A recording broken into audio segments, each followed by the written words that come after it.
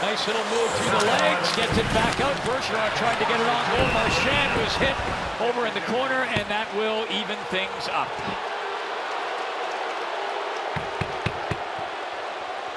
The one thing Boston does well when they're on their game is they win faceoffs, and they win them when they're short-handed.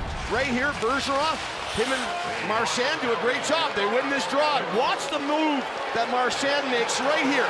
Oop, inside, but he loses the puck, and when he passes it, there's the interference call by Hedman.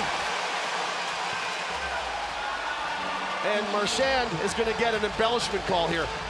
I think they're going to call him on the embellishment. It looks like it. And the Bruins aren't happy about it, but the referee now is coming over to escort him over there.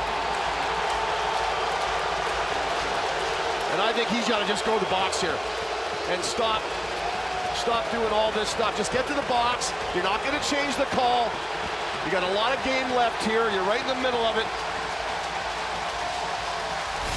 And for a lot of players, he's looking at the clock. He's pointing to the replay on the clock saying, are you kidding me? But the referee's already made his decision. He made his decision immediately. So you're not going to change it.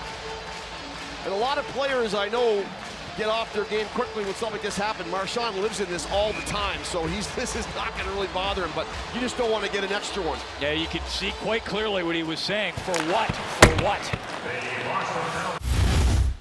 Everything that's happened in this series, you know, they're not going to give him the benefit of the doubt.